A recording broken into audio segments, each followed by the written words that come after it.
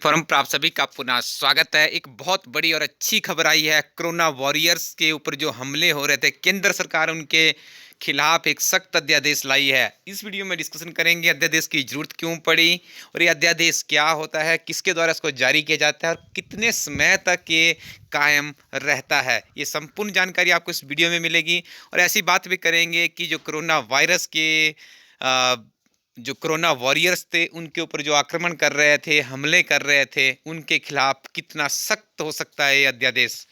आइए सबसे पहले आपको बता दें, जो ये जानकारी प्रेषित की गई, ये सूचना प्रसारण मंत्री प्रकाश जावड़ेकर जी द्वारा ये सारी की सारी जानकारी दी गई। उन्होंने कहा कि काफ़ी दिनों से जो अपनी जान को जोखिम में डाल के मानवता को बचाने का प्रयास कर रहे थे, उनके ऊपर लोग हमले कर रहे थे। इस जानकारी को बताने से पहले आपको बता दूं यह अध्यादेश क्या होता है। भारतीय जो हमारा लोकतंत्र है, जो उसका संविधान है, उसमें यह व्यवस्था की गई है अनुच्छेद 123 के अंतर्गत। ध्यान रखिएगा, भारतीय संविधान के अनुच्छेद 123 के अंतर्गत यह व्यवस्था की गई है।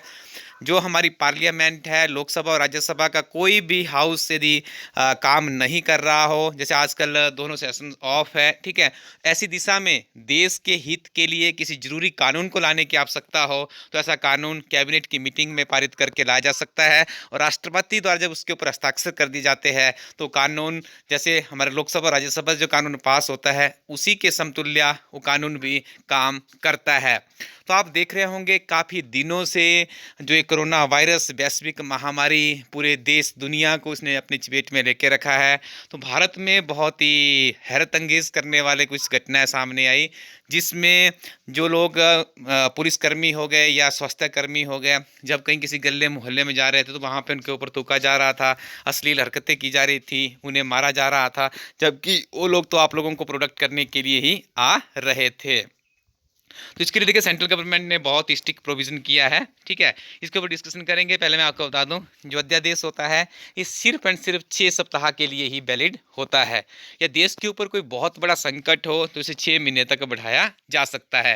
देखिए उसके बाद क्या करना पड़ता है, उसके बाद इसको जो लोकसभा राज्यसभा है वहीं पर बिल जाएगा, वहीं पर पास होगा, तभी आगे वो कानून का रूप धारण कर लेता है। लेकिन देखिए यदि 6 सप्ताह में बात नहीं बनी या 6 महीने में बात ना बनी तो राष्ट्रपति क्या करता है, पुनः उस अध्यादेश को क्या कर देता है, कैबिनेट की अप्रूवल आएगी, पुनः उसको क्या कर देगा, अलाउ कर देता। तो काम इस तरह से आगे तक चलता रहता है। आइए सबसे पहले आपको बता दें कि डॉक्टरों पर जो हमला करने की ये प्रथा चली हुई थी, भूल जाइए इसको। अब एक गैर जमानती अपराध होगा, मतलब जमानत भी नहीं होगी। तो आपको ज्ञात होगा कि कितना स्ट्रिक्ट इसमें होगा, ठीक है। तो यहाँ पे देखिए जुर्माने का प्रावधान भी किया है और सजा का प्रावधान भी किया है। सबसे पहले देखिए यदि हमला किया जाता है तो 5,000 से लेकर 2 लाख तक का जुर्माना होगा और 3 महीने से लेकर 5 साल तक की सजा का प्रावधान भी किया गया है।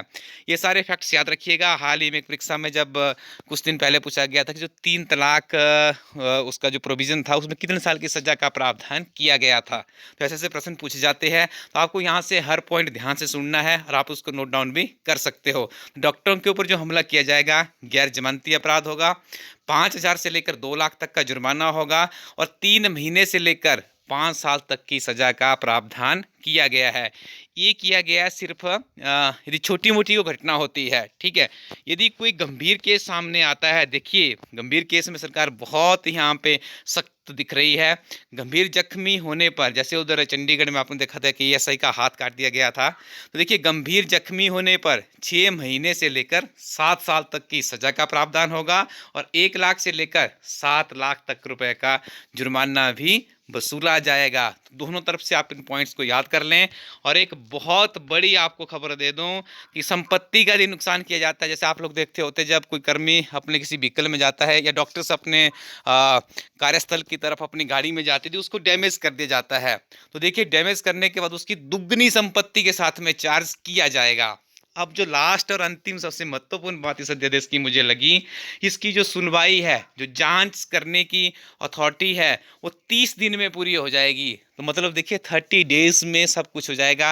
यही उम्मीद और यही आशा है कि कानून सख्ती से हमारे देश में इम्प्लीमेंट हो, ताकि जो कोरोना जैसी महामारी से लड़ रहे हैं, ठीक है, उनके लिए यहाँ पे एक नया बल मिले। और आपको और भी इसमें जानकारी दी गई है प्रेस कॉन्फ्रेंस में, जैसे 2 लाख के आसपास आइसोलेशन बेड तैयार किए गए हैं, बहुत सी पीपीई किट्स मंगवाई गई है, आयुष्मान भारत योजना के अंतर्गत इसमें प्रावधान किया गया कि जो हॉस्पिटल सूचीबद्ध नहीं है वहाँ पे भी उनका इलाज किया जा सकता है।